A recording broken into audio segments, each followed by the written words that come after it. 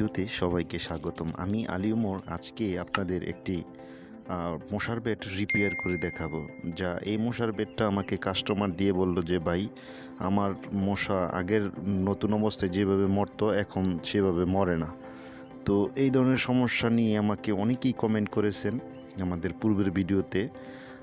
সবারই বেশিরভাগই এই ধরনের সমস্যা, যে মশা হালকাভাবে মরে, যা শব্দটা প্রখর হয় না আর কি।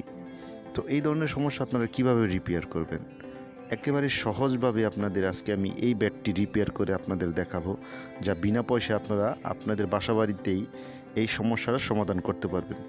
আমি যদি জুম করে দেখাই, দেখেন ভিতরে কিন্তু একটি আমাদের সামনে পিছনে দুটা জালি থাকে, ভিতরেও কিন্তু একটি জালি থাকে। ওই জালিটা আমরা পজিটিভ হিসাবে আমরা ধরি। তো এই পজিটিভ জালিতে দেখেন, আমি জুম করে আপনাদের দেখাই কি পরিমাণ ময়লা জমছে।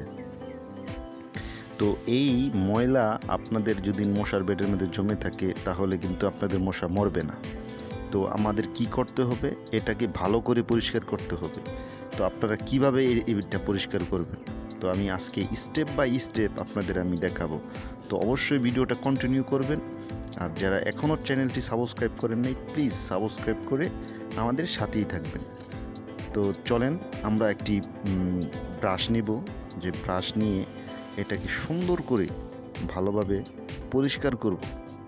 দেখেন আমি একটা নতুন বেডটা আপনাদের দেখাই, দেখেন এইটার নেটটা কি সুন্দর পরিষ্কার। এই বেডটাই আমি দেখাই আপনাদের। তো এটার ভিতরটা দেখেন কোনো ময়লা নেই, একবারে ক্লিয়ার। তো এইরকম ক্লিয়ার থাকলে আপনাদের মশা অবশ্যই মরবে এবং শব্দ নতুনের মতনই হবে। তো এই ক্ষেত্রে আমরা সুন্দর করে পরিষ্কার করব। এবং যদি আপনাদের বাসায় চুল শুকানোর মেশিন থাকে, যে আমরা অনেক চুল শুকানোর যে মেশিনগুলো আছে, আপনাদের আমি একটা মেশিন আপনাদের দেখাই। তো এই মেশিনটা, এই ধরনের চুল শুকানি মেশিন দিয়ে আপনারা বাতাস এবং হিট এই দুইটাই একসাথে দিবেন। দেওয়ার পরে এই যে আমি যেভাবে পরিষ্কার করতেছি দেখেন। আর যদি মেশিন না থাকে আপনারা রোদ্রে ব্যাটটাকে শুকাবেন, তাহলে যে ব্যাটের যে পজিটিভ জালির যে ময়েশ্চারাইজারটা আছে ওইটা চলে যাব এবং শব্দ আগের থেকে অনেক বেশি হবে।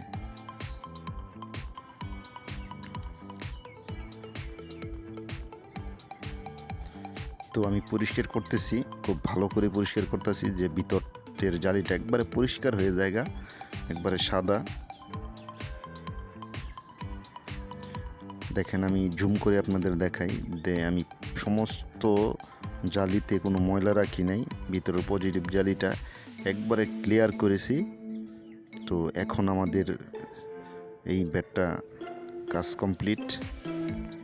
এভাবে কাজ করলে আপনাদের মশা অবশ্যই মরবে, শব্দও বাড়বে।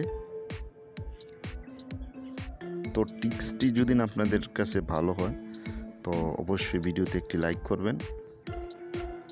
আর যারা এখনও এই চ্যানেলটি সাবস্ক্রাইব করেননি, প্লিজ সাবস্ক্রাইব করে আমাদের সাথেই থাকবেন। আর যদি কোনো মতামত থাকে অবশ্যই কমেন্টে জানাতে পারেন।